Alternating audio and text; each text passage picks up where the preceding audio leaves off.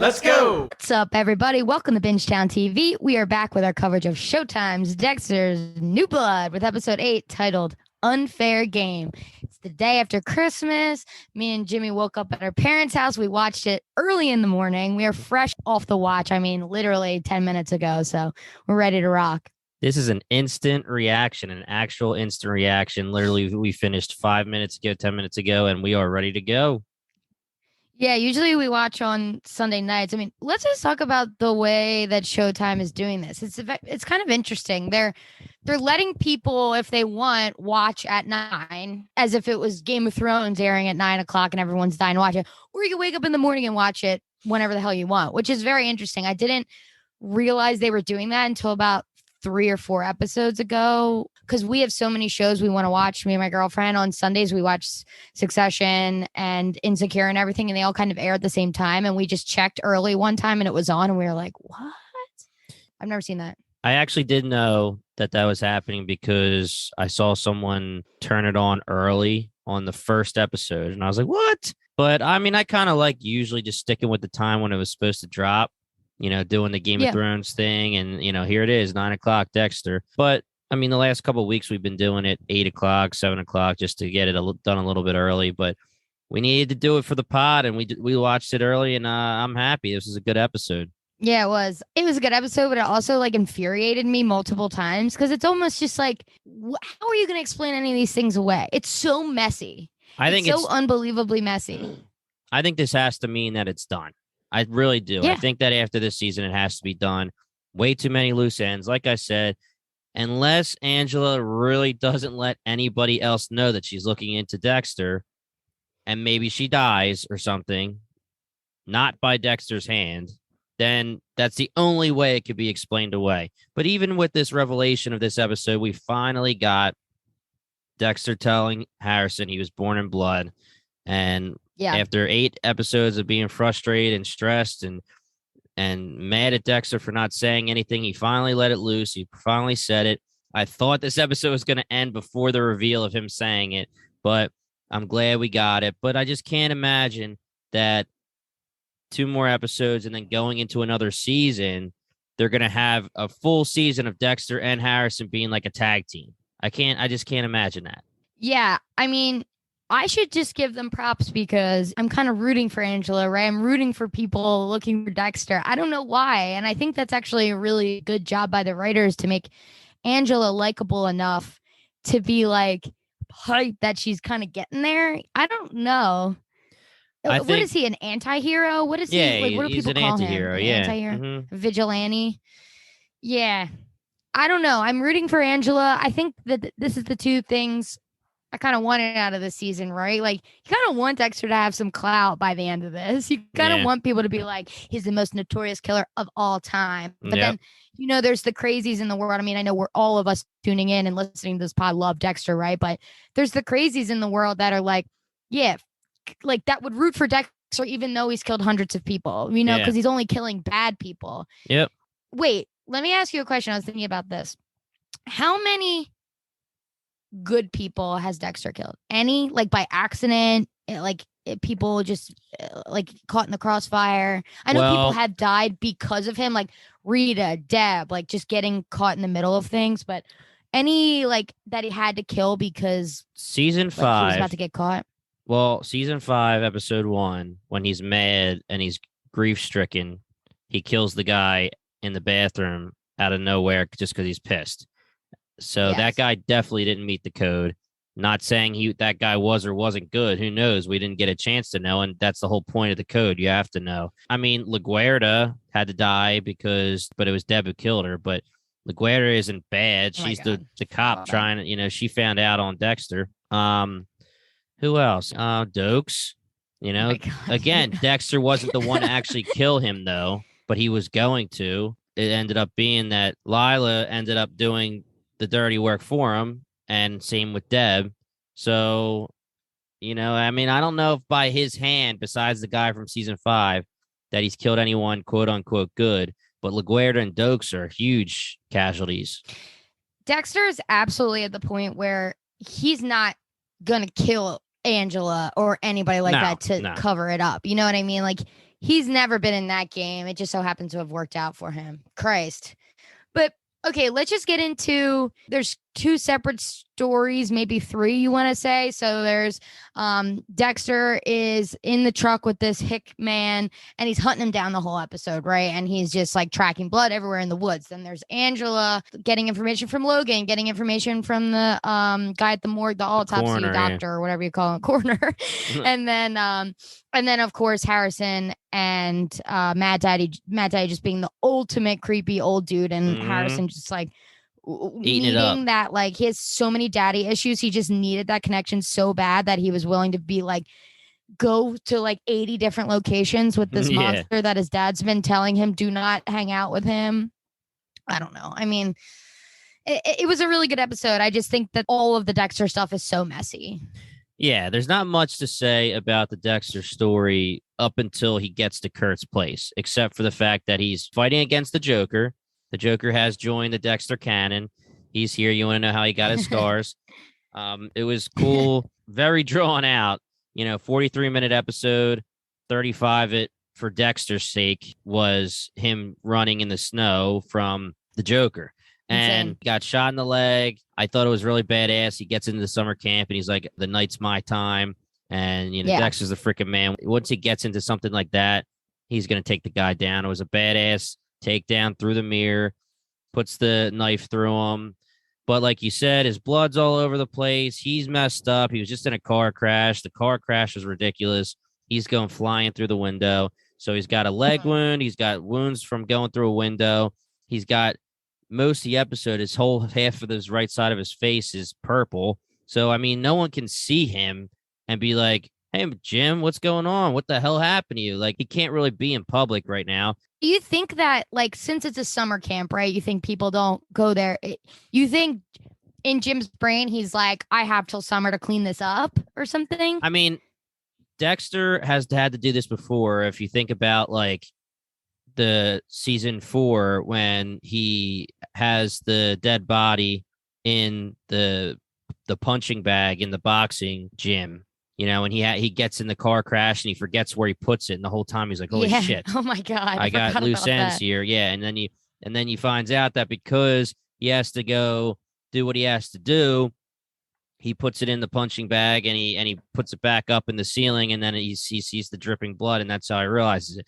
So Dexter has done that before, and with it being freezing cold, it's not going to smell. There's probably time. It's Christmas, the summer camp. I'm not thinking he's thinking till summer, but he's thinking, okay, I got to get to Harrison, so at least I have till tomorrow, the next day, whatever, to get rid of this body. But like you said, the summer camp got messed up, broken glass all over, guy gets stabbed in the chest, and Dexter's blood's all over the place. The snow probably doesn't matter because the snow, it'll get snowed on and melted, whatever. But Dexter put his blood in the summer camp floor on the doorknob. So, yeah. My only thing is, like, so this hick guy that's hunting him is like a trucker, right? Nobody's going to miss him if he's gone. Yeah, the Joker. He's a trucker. So he's basically a nomad is what you could assume about him. But now Matt Daddy knows, obviously, if Dexter like overcame him and stole his truck, he's probably dead or somewhere, just like, so if he's missing, Mad Daddy can kind of dredge it up and be like, hey, this guy never showed up to Angela. You know what I mean? Like, whatever. But I just wanted to say before we move on from the little hunt, the cross-cutting, I wouldn't even consider it cross-cutting, because cross-cutting kind of helps like heighten each scene, you know what I mean? Like the parallels usually match, and I can't speak this morning. I'm brain dead from drinking for 2 weeks straight, but basically I just thought the director choices there, the scenes were so short, cutting back and forth to each other. I just thought it was a very interesting choice. I don't know that it was effective for me or not. I can't really tell. I'd had to watch the episode again. I just know that I noticed it and was like, all right, let's just like stick with one and get there. Like, what the fuck is going on? Yeah, you're getting to a Harrison thing and you're like, all right. And then it's like, oh,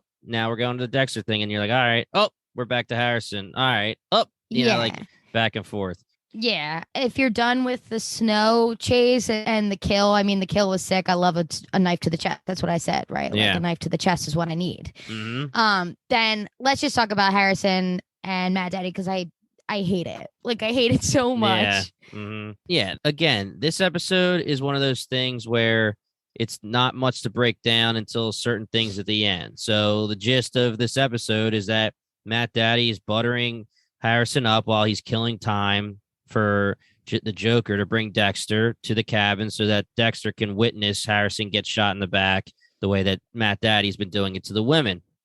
Now we're on 8 episodes. We have seen Matt Daddy again in the room where he's doing the ventriloquists. You're not even laughing, Kathleen. Goddamn. No, I'm trying to listen to you. I'm like, Like, if you see the video, I'm like nodding along. Yeah, no, but he's doing the taxidermy women. Oh, thing. Ventriloquist. Yeah, oh my God, I'm telling you, I'm brain dead. I didn't even tell the difference.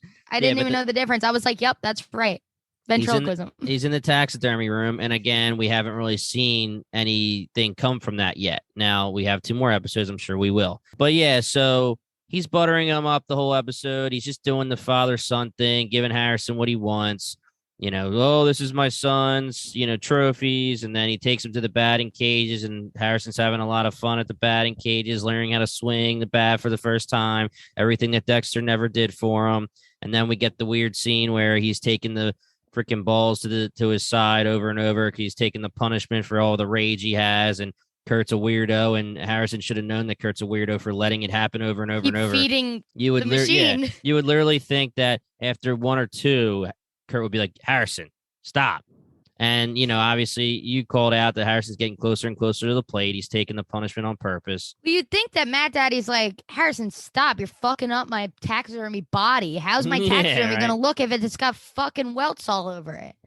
Yeah, I don't know if he was actually going to taxidermy Harrison because he's not one of the girls. I don't really know what his trophy case is going to be like. Yeah, but I know Harrison, it's a shame that, again, Harrison's like the trophy case. I like that. Yeah, the sins of his father. So Harrison was just he probably did like Harrison. He kind of did say he liked him, and, he's just doing it because he has to get back at Dexter. I have so many issues with the curveball function on that machine. Yeah. As a softball player growing up, it's like, I don't know. I was like, this just isn't right. This just isn't how over the and curveball. Over and over. Yeah. Exactly. You would have to stand on the plate.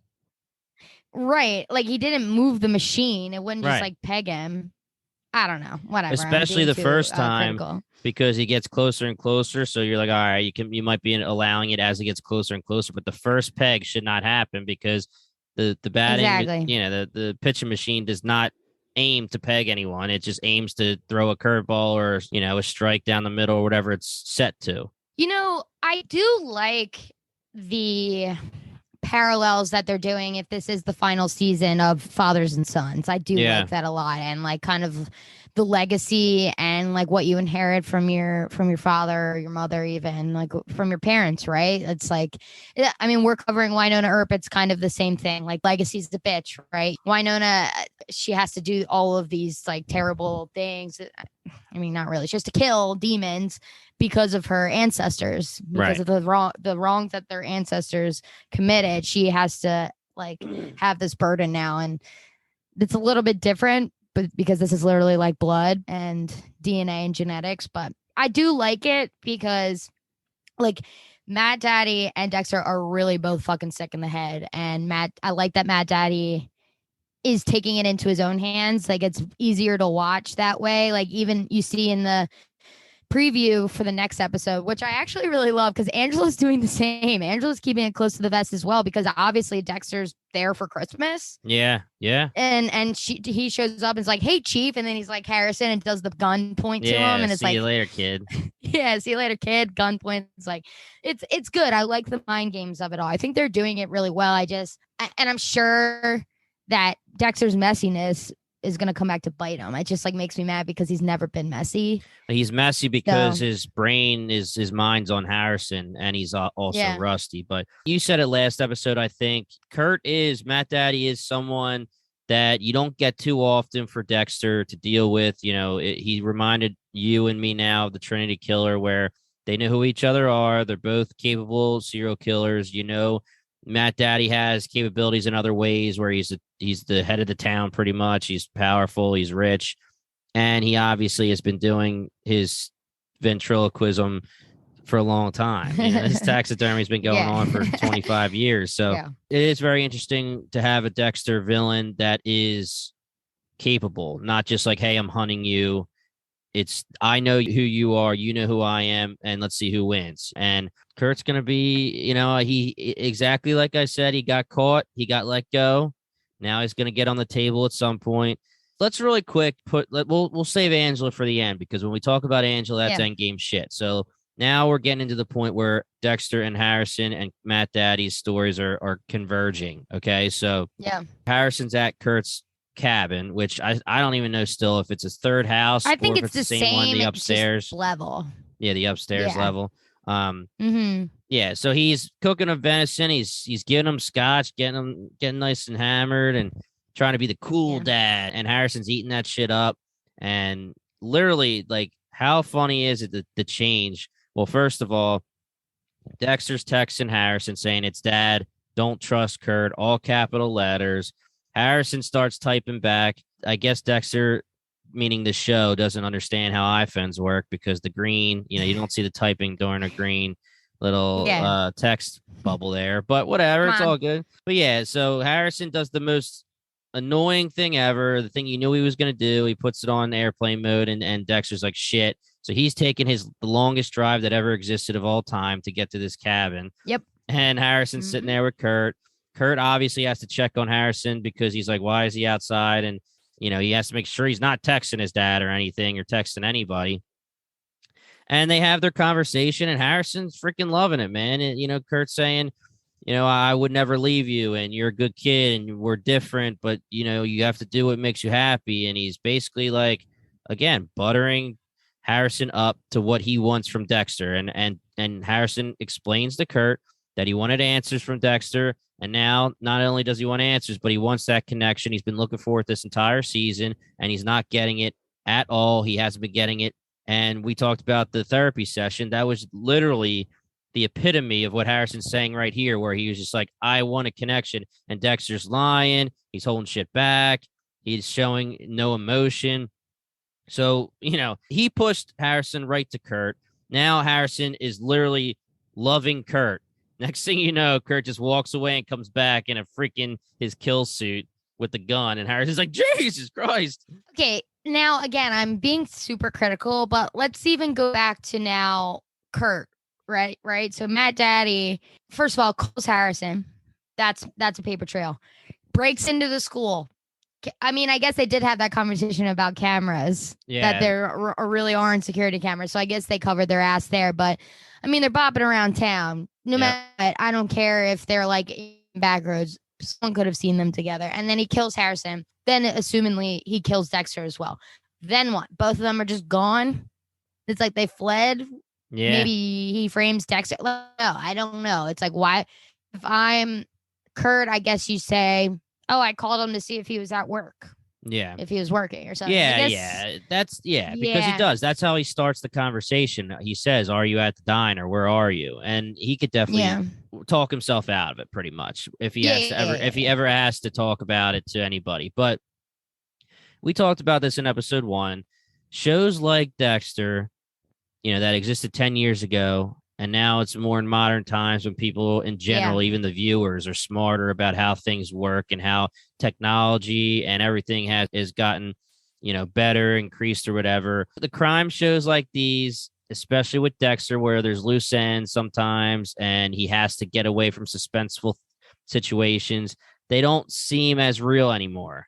They don't seem as realistic anymore. And you just have to understand you're watching a TV show and allow it, Yeah, and it's like I've seen so many of these like crime shows like CSI, Criminal Minds, all that I'm like, oh, I could solve this. Yeah. Well, that's why Molly. Well, first of all, we didn't even see Molly this episode, which is upsetting. Yeah. But like Molly, who is a podcaster, can like figure this shit out because she is like a fake professional in these kind of things, right? Like we have so much content in the world now and like access to information that it really is hard to make shows like this bulletproof, like not flaw, no plot holes. It's really hard. Yeah. Sometimes I just need to talk it through because we just finished the episode. And so like that Kurt thing I just brought up, as soon as I started talking about it, I'm like, okay, all right, fine. Yeah. You know what I mean? Yeah. So Harrison sees Kurt. He doesn't know what's going on. Kurt's in his kill suit. He's got the gun. Harrison starts running. You know, you could see the pain in his eyes when he's being betrayed by Kurt, Matt Daddy. He puts the red light, I'm not a gun guy. The aimer. The snipe. The laser sight. No, what the fuck's that called? Keep this. This is funny. Yeah. We're dumb as rocks. The scope. Yeah, but I'm talking about the red light. The scope is what you look through, and it's the laser sight or whatever. But Kathleen, allow it. All right. So the laser sight's on Harrison, and he says run just like he does to the girls. And the timing is perfect because Matt Daddy Kurt thinks that he's saying, all right, get over here, Joker, get over here, bring Dexter over so he could see Harrison get shot. And Dexter can tell shit's hitting the fan. So he's banging on the horn, just so Kurt knows that something's off. So he has to move the gun towards Dexter and not Harrison, which that's very good. Then he points it at Dexter, shoots a couple times through the window. Dexter does enough to get Kurt, Matt Daddy, to fall on his ass, drop the gun, it gets run over, and then Kurt disappears. And I really did think that the episode was going to end at them hugging right here. I was ready to be frustrated because I didn't think we were definitely going to get this reveal of Dexter explaining the Dark Passenger to Harrison right now. I thought they were going to see each other, run at each other, hug, and their story might be done, and maybe there's going to be a little Angela, and then it's over. But what's awesome is we do get a car ride, the truck ride with Dexter and Harrison. And right here is when Dexter finally explains, you'll never have to be alone with your thoughts, these dark thoughts. Sweet, yeah. Yeah. And it's funny. Yeah. I mean, we've talked about this a million times. It's funny because are you doing the right thing? Definitely not. By saying, like, you have these dark thoughts of violence and wanting to kill, so I'm going to help you do that. Versus like, let's get you some help. We have to help you get this taken care of, you know? So, but whatever. We know what it was going to be. Dexter explains that he has a dark passenger too. He has these dark thoughts too. He was born in blood as well. You'll never have to be alone again, Harrison. My dad helped me with my thoughts when I was your age. I'm going to help you with your thoughts. Harrison gives him the biggest freaking hug ever. And he got finally, after 8 episodes, exactly what he wanted. Harrison's happy. And last episode, we said, or I said at least, that I think the ending's going to be that Harrison finally gets to do a real kill the way Dexter trains him to do it. And then he says, I don't want this. This isn't what I want. It's tough right now to still think that because of the hug that Harrison gave Dexter. I agree. I think that there's still a chance, obviously, because Lumen was very similar, where she was all in until it actually was done. And then she was like, okay, I'm out. You know, so there's still a chance. I think that they're going to connect on the level. Like I think that Harrison is going to understand what Dexter, like, I don't think he's going to flip the fuck out about Dexter and all of his crimes. Nope. But I do think that they're both, once they talk it through, they'll realize that Harrison isn't exactly like Dexter. He has the dark passenger, just not as like, he's not a sociopath like Dexter. I don't think. Like, he still has all those feelings and everything. I don't know. I guess we'll have to see. Okay, so we get this reveal in the truck. We have a little bit of a trailer, so we know they're going to have another conversation. And obviously, they have to have another conversation. So we're going to have, hopefully, in episode 9, where everything gets explained. And Dexter's like, I am a serial killer. Like, he could be like, here's the podcast of the Bay Harbor Butcher. That's me. Or, like, he might not even start doing that because he might want to still protect Harrison from certain things. Like, so Harrison can't get in trouble. But at least he's going to say, I'm a killer. Okay.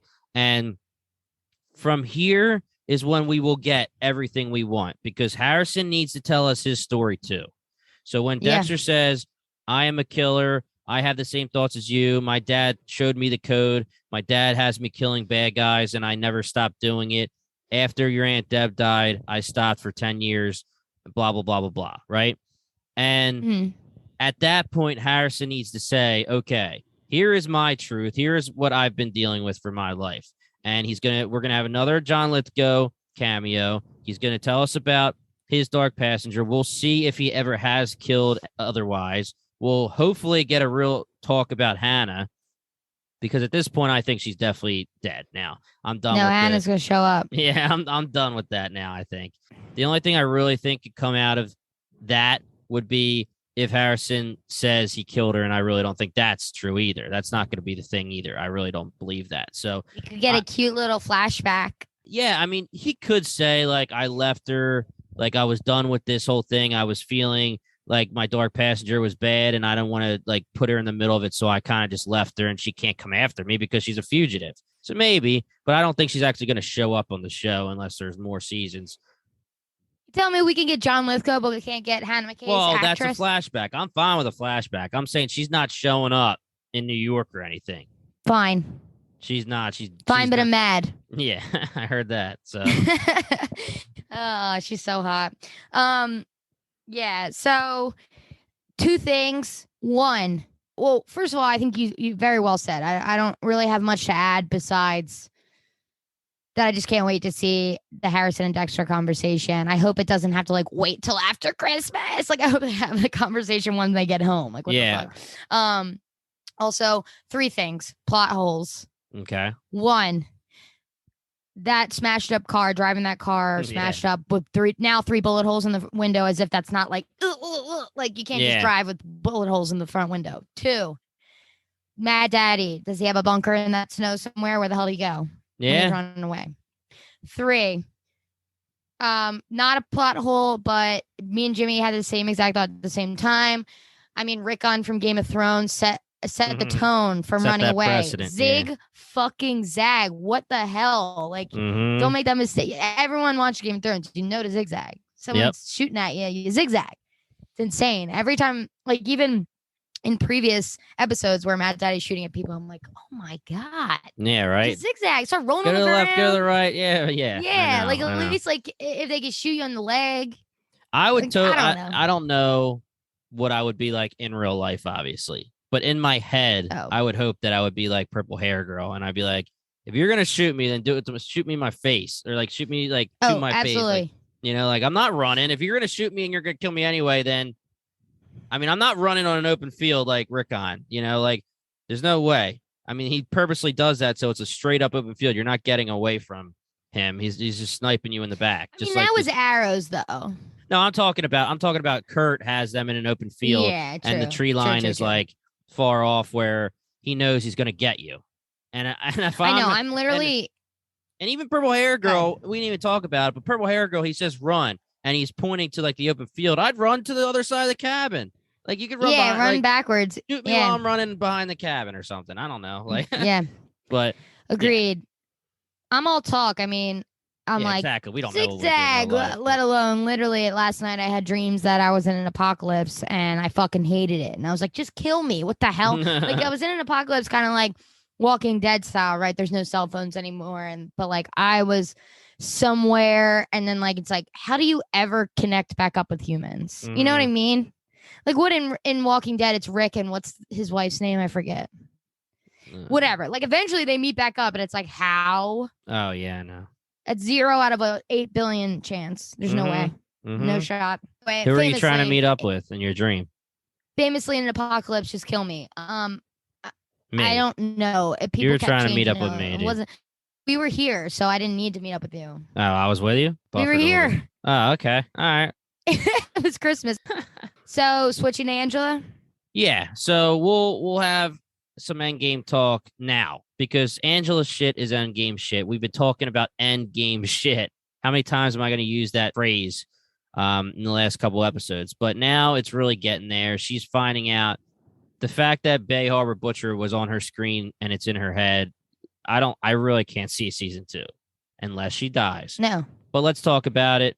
She's doing her damn thing, just like you said. She's a bad bitch. She's finding out what's going on. She goes to the one drug dealer. He tells her. Wait, let's talk first about Logan never even told her that story, really. Like, she was away in New York, and Logan offhandedly was like trying to gas Dexter up, which is so funny. This guy is so off base. Well, because he totally hit on her. He said, "Let's go get a drink." He wants to bang her. Yeah, he wants to bang her. He's like, if you ever want to go get a drink, I'm sure Dexter would want to do that with you. He's a good dude. You know what I mean? But he's so off base. And so I guess since she was in New York, Logan wrote up that case without telling Angela. And he was I guess doing Dexter a solid. At this point, Jim Lindsay seems like a staple in the It's been there neighborhood, for years. and he knows that, like, oh, he just tried to beat up this guy because he hurt Harrison, like he's just being a protective dad. But then Logan said the thing about him beating him up, so she was like, what the fuck? Goes there. The needle, I knew the needle was gonna come back to haunt him. But you're so happy you right? said it. You were gonna be so pissed if she found the needle. Oh, not yeah, the needle mark, but he the throws needle. It. Yeah. The needle itself, I was like, if there's ketamine in that needle, and it's still sitting exactly there, I'm gonna die. Yeah. But then of course he walks her through it and then shows the needle mark, and the needle mark in the neck opens the flood. Yeah. Because that's exactly what she looks for when she's at the coroners for the autopsy. First of all, what an absolute loser of a coroner. Didn't even catch the. That's awful. Neck. Yeah, that is awful. It's so bad. Especially when you say, like, I did the tox screen. I know there's ketamine. And he's giving all these explanations about the other drug dealer. And she's bringing up this. Can it be this? Can it be that? Can it be anything other than an OD accidental? And he's like, nah, it's all good. And she's like, what about this freaking needle mark in his neck? You think he's needling his own neck to put ketamine in it? Are needle marks usually that big? It looks like someone shot him with a BB gun and went through his neck. The only way I'm thinking, like, I liked that they gave like a bruise to the kid. I don't remember if it was on the second guy, but the bruise, because it's like, Dexter's just plunging it into his neck. It's not like you're taking care, and sometimes you do get bruised anyway from a needle, like when you give blood or whatever. So plunging it into his neck, and he's doing it like real fast. I'm glad they gave like a bruise and stuff, but yeah, I don't freaking know if the needle mark should have been that prominent. So what is the original thing that made Angela sketchy about Dexter, besides the fact that his name is Dexter? Like, why did her brain ever go to he's a murderer, maybe? So it was Jamie. It was Molly. In the room with her. And she says, it was that whole conversation. How could Dexter have known to follow me? How could Dexter have known to intervene? How could Dexter have shown up at the diner? This is weird, but, I would do a pod on it, but he's your boyfriend and there's nothing he's not telling you, right? So then she kind of was just like, oh, shit, a huge thing he's not telling anybody else besides I just found out that he's Dexter Morgan.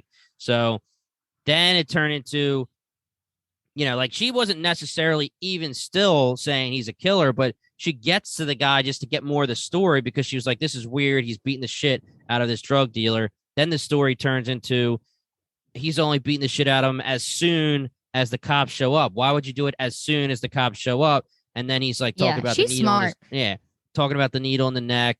And then she's like, whoa, okay. All right, that's one thing. She's like, Google. Ketamine, I don't know. Miami. I did say Bay Harbor Butcher's going to show up when she does that, but that is very weird because I don't remember if they talked about season 2 saying, like, these are bodies in the ocean. Like, are they tox screening and still having ketamine in them? Yeah, right? I'm cracking up. It's like, wait a second. What is the cause of death of these chopped up bodies in this bag? Yeah, the ketamine's still in there, and from however many years they're in the ocean. If there's no blood flow, maybe it doesn't leave the body. Like, if it's not actually being pumped out, it'll stay. But it's fucking ridiculous. I love it. It's hilarious. But so just picture this. So of course she gets the ketamine bit from the coroner. She then Googles, and the Bay Harbor Butcher episode pops up. I'm just like thrilled because she listens to it, right? Mm-hmm. She's like, let me, you're just going to listen to your girly Molly tell the story. And it's like Molly in that episode, which we heard the clip of, was literally like, they think it's Sergeant Dokes, but he was out on a special agent thing across the sea. There's no way. And she's like, the hell? Like, all the dots are going to connect. Molly is a great character.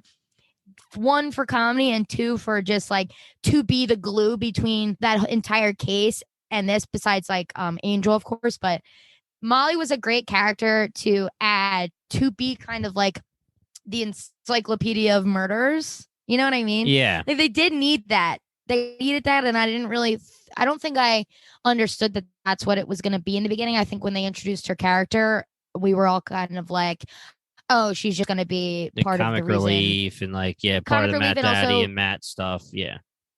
Well, that, and also like maybe she will dig into Dexter more, but more as a brand new thing, not kind of like going backwards type deal. I don't know. I liked her character from the start. I also just really like Jamie Chung in real life. It's going to be interesting because if you really think about Dexter's life, and if Angela, and she will, but if she goes into his life more, the trailer shows she's going to listen to that podcast next episode. So she's going to start finding shit out about what you're saying about the Bay Harbor Butcher, about Dokes, this and that. But if you look into Dexter's life as a non-biased person, you're like, okay, we have a guy who had his wife murdered. Okay. We have a guy who had his sister who disappeared / is dead. And we have him faking his own death. Now we have him doing this and that and this and that and this and that in my hometown. If you're Batista, Masuka, or anyone who's a friend and you're too close to it and Rita dies, you feel bad for Dexter. He's your boy. Then when Deb and Dexter die, quote unquote, maybe that's when they start getting a little suspicious, but Dexter's long gone by then. So anything that's happened in seasons 1 through 7/8 are you're too close to it and as the Miami friends. But now Angela, who's going to be totally non-biased, and if she uses Molly, I don't know if she's going to use Molly because, again, like I said, if you add somebody else into the picture, then it's definitely endgame. But either way, she's non-biased, and she's going to be looking into Dexter. She's going to be like, this is too sketchy. This is too crazy that you're having your wife murdered, your sister's dead, you're faking your own death, there's puncture holes in people, you're here every moment that something crazy is happening now. She's going to get him. We just don't know if she's going to get him in the way where I have you, like LaGuerta had you, and then she dies and it doesn't come out, or if this is really the end of season 1 of New Blood and we're done. The series is over. I did like that she had a picture of him and Batista at their bowling tournament, but I'm telling you, if she doesn't call Batista now, I'm pissed. You gotta call Batista. She's like, I'll let you know something, man. Bring our boy back for another app. At least get him on the phone. Agreed. I agree. You nailed it. I don't really have much to add there. I think that I'll be mad if they kill Angela, and that's just kind of how they solve him. Like she's a great character. Don't just kill her again. They've already done that, like you said with LaGuerta. Like don't do that. I think Angela's going to be part of the end game, and if they really, really, really, really wanted to do a season 2, then she'll have to die, and it'll be a LaGuerta situation, and then whatever. But I just think that at this point, if you give us more than this season, you're just doing fan service. And trust me, I love Dexter. I always want more Dexter, but I would rather you just give me this cool season and end it right. Yep, agreed. We'll see.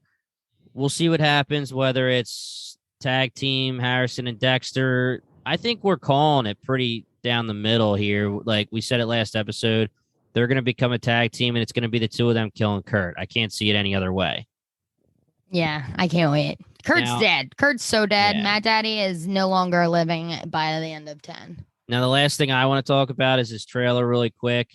I don't try to look too into it because, we don't want to spoil anything, but our girl Angela, she's not messing around, man. She's going to get close to Dex again. She knows he's sketchy. She's pulling a Dexter on Dexter. She literally knows he's sketchy, and she's going to be like, hey, I'm sorry. This has been a crazy couple of weeks. Maybe you should come over for Christmas. And meantime, she's literally got him. So that's going to be very interesting. So we have a lot to look forward to here. We have the Dexter Harrison talk. We want some good answers. We have Dexter throwdown with Angela. We have Dexter throwdown with Kurt. We got a lot of shit going on, and we're not going to see Oil Daddy ever again, and I can't believe it. What the fuck? Yeah. Oh, my God. Like, stop bringing him up. I'm mad. Yeah, right? So weird. At the end of episode 10, it's just going to be Oil Daddy, like, sitting there being like, yeah, he's going to wait for season 2. Yeah, Dexter officially picked up for season 2. He's going to have the chair. They turn the chair, and then he's going to have the cat. He's going to be stroking the cat, petting the cat. Yeah. I really do think that there's two options here. We're going to have Kurt naked, taped to the table. Naked. Having his nether regions covered in the cellophane tape. And Dexter's going to finally pass the knife to Harrison, and he's going to say, do it. Wow. It's your turn. Nice. And here we go. The fork in the road. Harrison does it. And he says, I didn't like that. I don't want to do that. That's not right. Or he doesn't do it. Like, I can't do it. And he puts the knife down. And then either way, Dexter realizes I'm doing the wrong thing here. I shouldn't be teaching him how to kill. I should be getting him help. That's how I think this needs to end, because if we get the thing where Harrison plunges the knife in and he's living the dream and he loves it, then you're doing another happy ending for Dexter when you probably shouldn't. Let's think about Breaking Bad here. The anti-hero / protagonist doesn't always get the ride off into the sunset.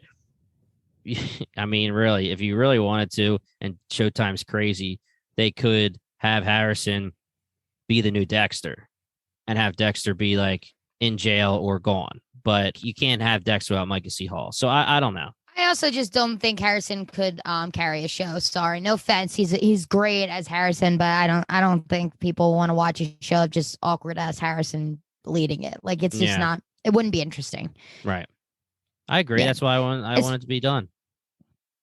Yeah. And there's no way that Michael C. Hall just comes back to be like Dexter's dad, being his like.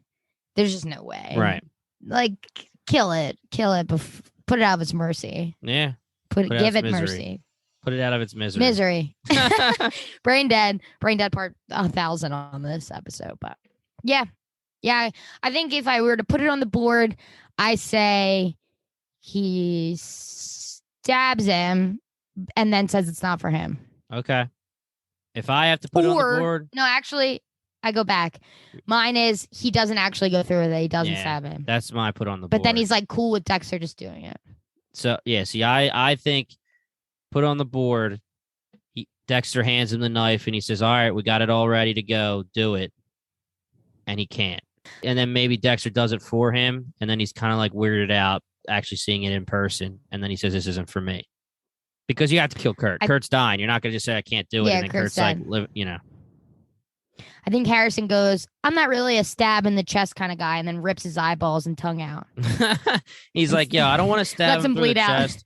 I don't want to stab him through the chest, but I want to put him in a bathtub and I want to slice his leg. Oh my God, that's actually scary. Yeah, right? I don't like that. We need to end this episode. Yeah, end this shit. Take us home, Kathleen. All right, y'all. Enough of that nonsense.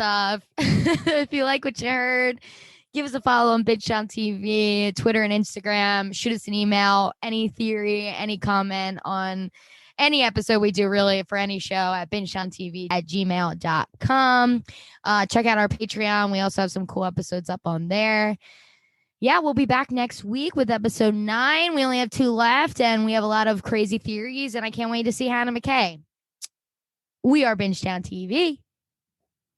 And you betcha. Thanks for listening. And you betcha. You're listening to the Geekscape Network.